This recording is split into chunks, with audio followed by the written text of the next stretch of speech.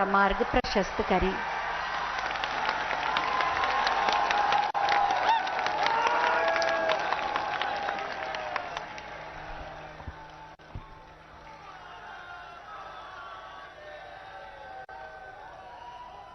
हर हर महादेव।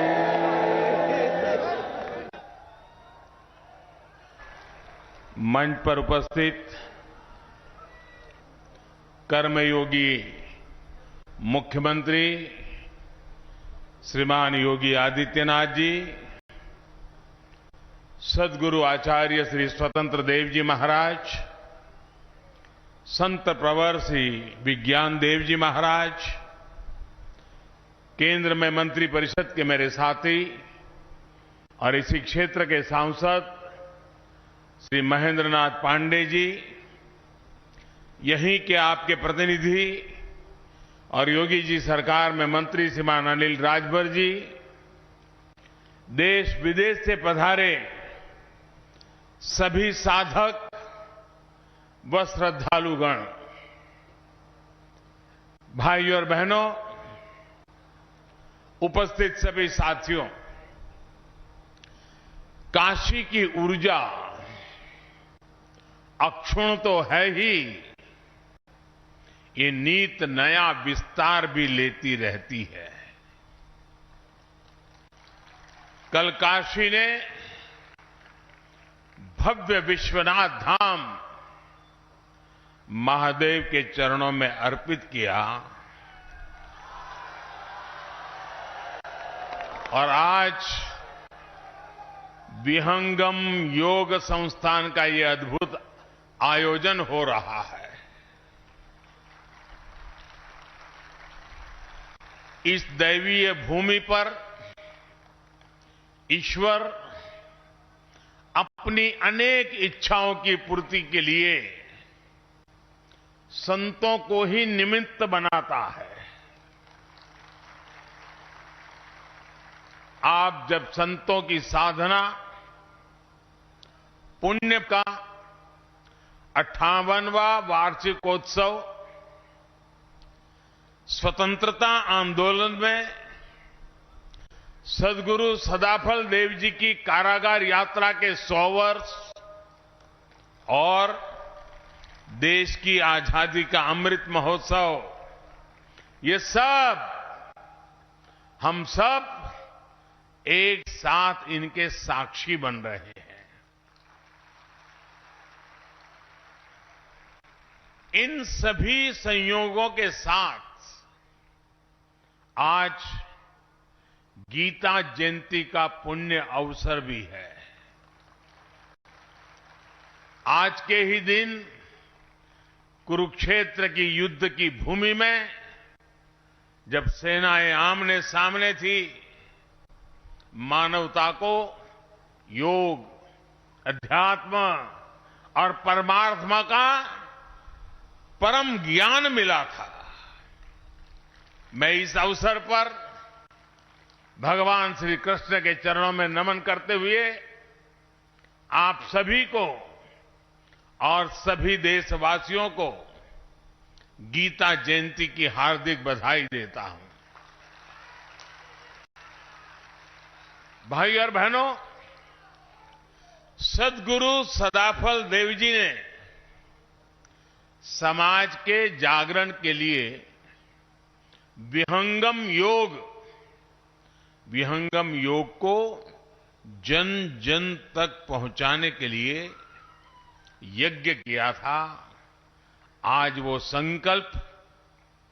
संकल्प बीज हमारे सामने इतने विशाल वटवृक्ष के रूप में खड़ा है।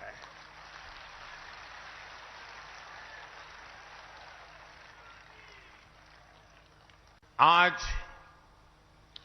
5101 यज्ञ कुंडों के विश्व शांति वैदिक महायज्ञ के रूप में, इतने बड़े सहयोगासन प्रशिक्षण शिविर के रूप में, इतने सेवा प्रकल्पों के रूप में और लाखों लाख साधकों के इस विशाल परिवार के रूप में हम उस संत संकल्प की सिद्धि को अनुभव कर रहे हैं।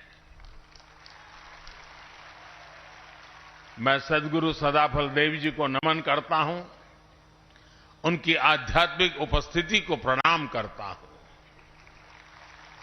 मैं स्वतंत्र देव जी महाराज और विज्ञान देव जी महाराज का भी आभार व्यक्त करता हूं, जो इस परंपरा को जीवंत बनाए हुए हैं, नया विस्तार दे रहे हैं और आज जो एक भव्य आध्यात्मिक भूमि का निर्माण हो रहा है, मुझे उसके दर्शन करने का अवसर मिला।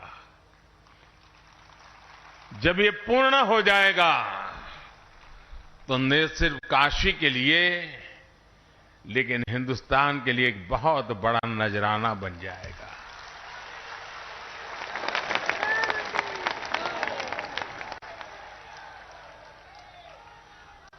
हमारा देश इतना अद्भुत है कि हां जब भी समय विपरीत होता है, कोई न कोई संत विभूति समय की धारा को मोड़ने के लिए अवतरित हो जाती है।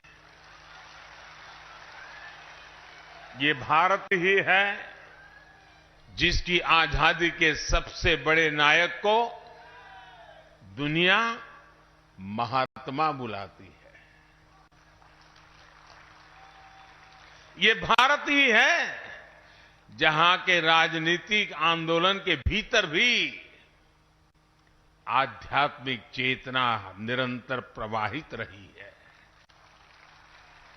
और ये भारत ही है जहां साधकों की संस्था अपने वार्षिकोत्सव को आजादी के अमृत महोत्सव के रूप में मना रही है।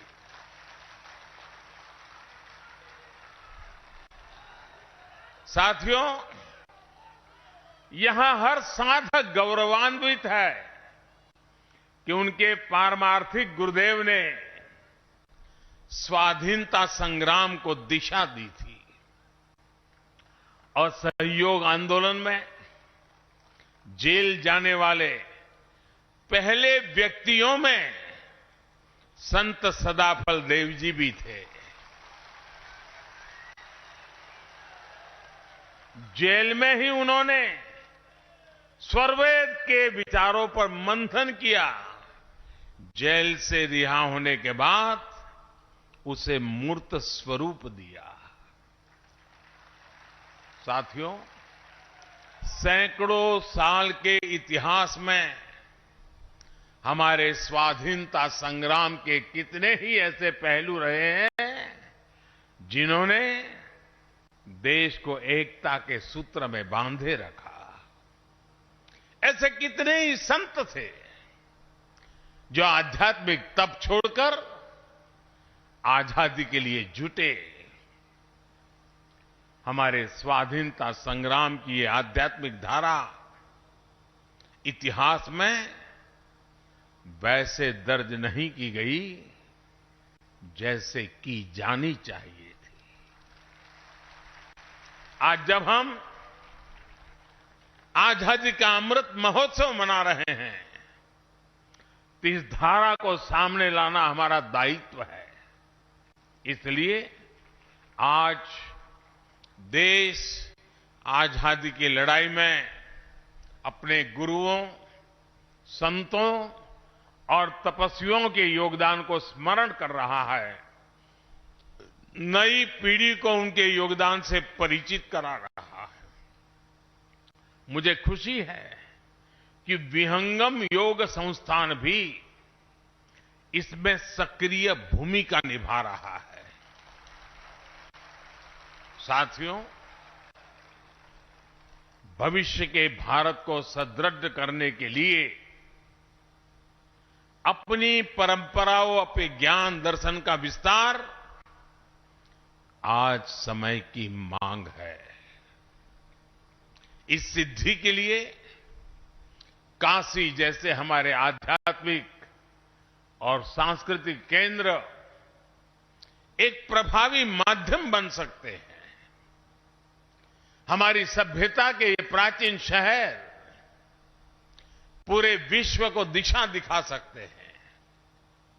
बनारस जैसे शहरों ने मुश्किल से मुश्किल समय में भी भारत की पहचान के, कला के, उद्यमिता के बीजों को सहेज कर रखा है। जहां बीज होता है, वृक्ष वहीं से विस्तार लेना शुरू करता है। और इसलिए आज जब हम बनारस के विकास की बात करते हैं, तो इससे पूरे भारत के विकास का रोड मैप भी बन जाता है। भाई और बहनों, आज आप लाखों लोग यहां उपस्थित हैं। आप अलग अलग राज्यों से, अलग अलग जगह से आए हैं। आप काशी में अपनी श्रद्धा, अपना विश्वास, अपनी ऊर्जा और अपने साथ असीम संभावनाएं कितना कुछ लेकर आए हैं। आप काशी से जब जाएंगे तो नए विचार, नए संकल्प, यहां का आशीर्वाद, यहां के अनुभव कितना कुछ लेकर जाएंगे। लेकिन वो दिन भी याद करिए, जब आप यहां आते थे तो क्या स्थिति थी। जो स्थान इतना पवित्र हो, उसकी बदहाली लोगों को निराश करती थी। लेकिन आज ये परिस्थिति बदल रही है। आज जब देश विदेश से लोग आते हैं तो एयरपोर्ट से निकलते ही उन्हें सब बदला बदला लगता है। एयरपोर्ट से सीधे शहर तक आने में अब उतनी देर नहीं लगती। रिंग रोड का काम भी काशी ने रिकॉर्ड समय में पूरा किया है। बड़े वाहन और बाहर की गाड़ियां और बाहर ही निकल जाती है। बनारस आने वाली काफी सड़कें भी अब चौड़ी हो गई हैं। जो लोग सड़क के रास्ते बनारस आते हैं, वो अब सुविधा से कितना फर्क पड़ा है, ये अच्छी तरह से समझते हैं। यहां आने के बाद आप चाहे बाबा विश्वनाथ के दर्शन करने जाएं या मां गंगा के घाटों पर जाएं, हर जगह काशी की महिमा के अनुरूप ही आभा बढ़ रही है।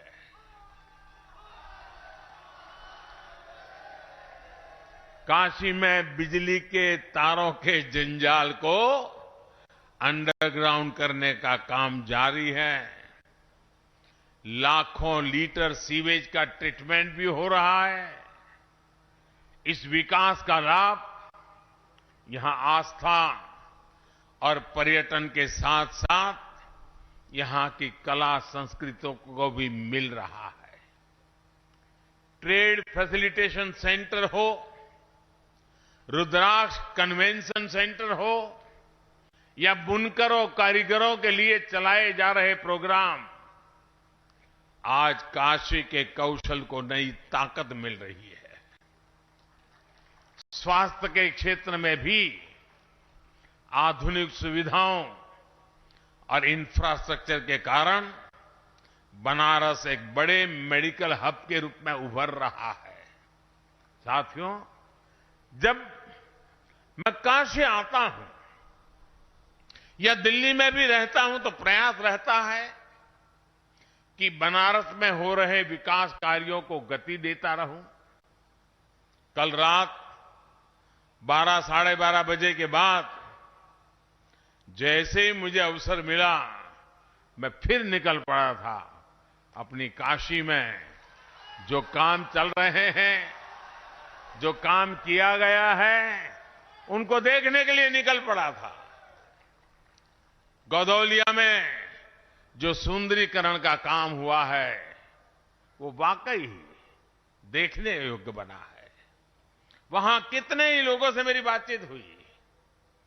मैंने मड़ुवाड़ी में बनारस रेलवे स्टेशन भी देखा। इस स्टेशन का भी अब कायाकल्प हो चुका है। पुरातन को समेटे हुए नवीनता को धारण करना बनारस देश को नई दिशा दे रहा है। साथियों, इस विकास का सकारात्मक असर बनारस के साथ साथ यहां आने वाले पर्यटकों पर भी पड़ रहा है।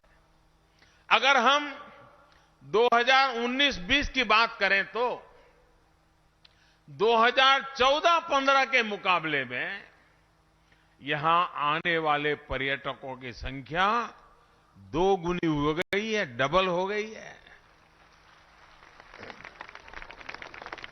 2019-20 में कोरोना के कालखंड में अकेले बाबतपुर एयरपोर्ट से ही 30 लाख से ज्यादा यात्रियों का आना जाना हुआ है।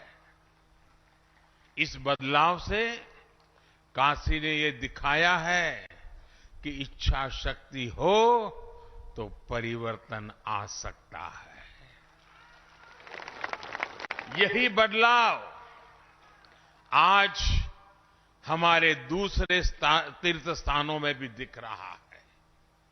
केदारनाथ, जहां अनेक कठिनाइयां होती थी, 2013 की तबाही के बाद लोगों का आना जाना कम हो गया था। वहां भी अब रिकॉर्ड संख्या में श्रद्धालु पहुंच रहे हैं। इससे विकास और रोजगार के कितने असीम अवसर बन रहे हैं। युवाओं के सपनों को ताकत मिल रहे हैं। यही विश्वास आज पूरे देश में दिख रहा है। इसी गति से आज देश विकास के नए कीर्तिमान स्थापित कर रहा है। साथियों, सद्गुरु सदाफल जी ने स्ववेद में कहा है, दया करे सब जीव पर, नीच ऊंच नहीं जान, देखे अंतर आत्मा, त्याग देह अभिमान।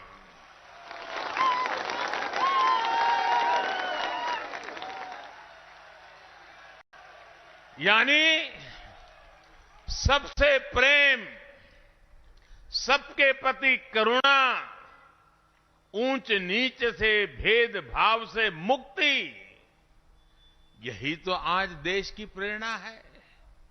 आज देश का मंत्र है सबका साथ, सबका विकास, सबका विश्वास।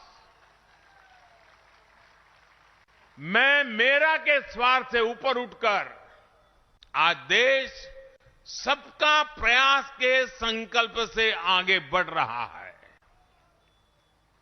साथियों, स्वाधीनता संग्राम के समय सद्गुरु ने हमें मंत्र दिया था स्वदेशी का। आज उसी भाव में देश ने अब आत्मनिर्भर भारत मिशन शुरू किया है। आज देश के स्थानीय व्यापार रोजगार को, उत्पादों को ताकत दी जा रही है।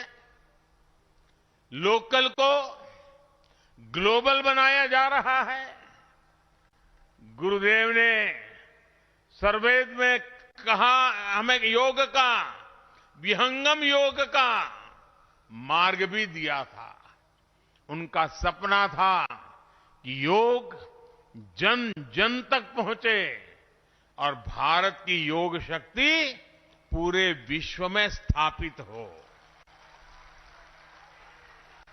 आज जब हम पूरी दुनिया को योग दिवस मनाते हुए, योग का अनुसरण करते हुए देखते हैं तो हमें लगता है कि सद्गुरु का आशीर्वाद फलीभूत हो रहा है।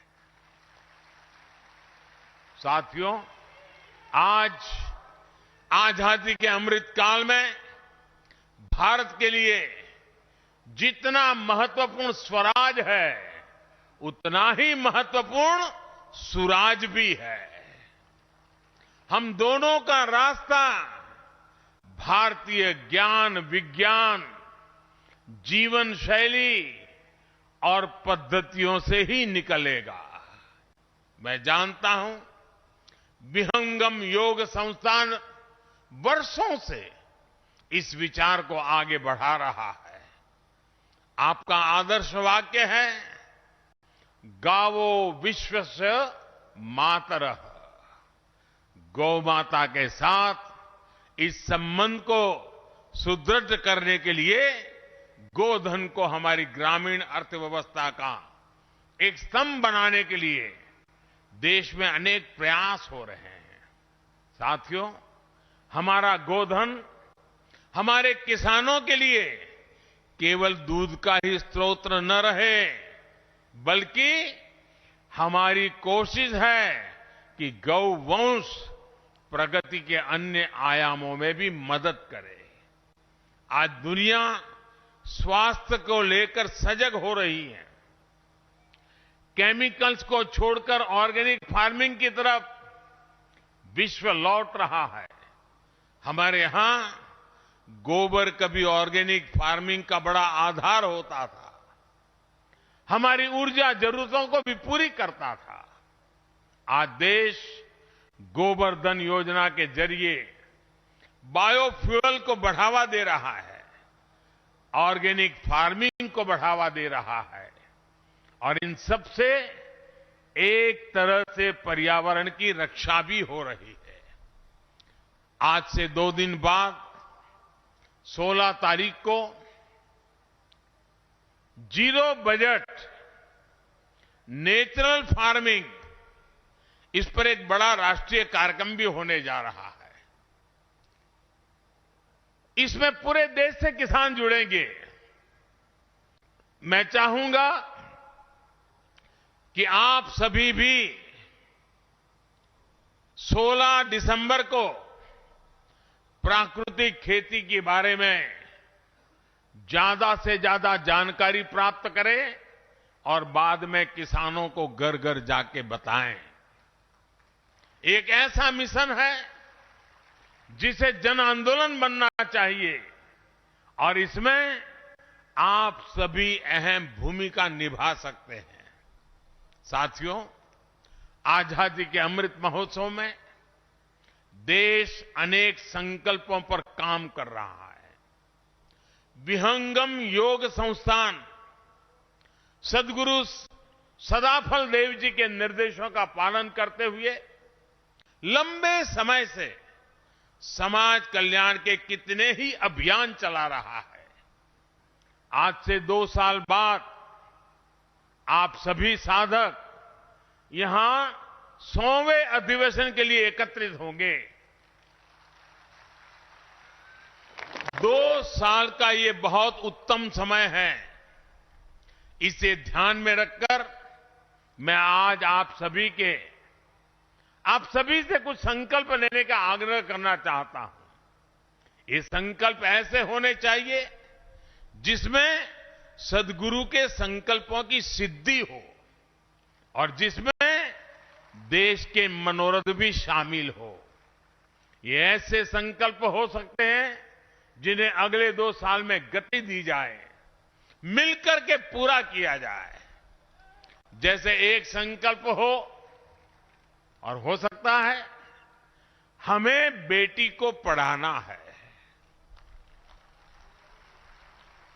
हमें हमारी बेटियों को स्किल डेवलपमेंट के लिए भी तैयार करना है। अपने परिवार के साथ साथ जो लोग समाज में जिम्मेदारी उठा सकते हैं वो 1-2 गरीब बेटियों के स्किल डेवलपमेंट की जिम्मेदारी उठाएं। एक और संकल्प हो सकता है, पानी बचाने के लिए हमें अपनी नदियों को, गंगा जी को, सभी जल स्रोतों को स्वच्छ रखना है। इसके लिए भी आपसे संस्थान द्वारा नए अभियान शुरू किए जा सकते हैं। जैसा मैंने पहले भी बताया, देश आज प्राकृतिक खेती पर बल दे रहा है।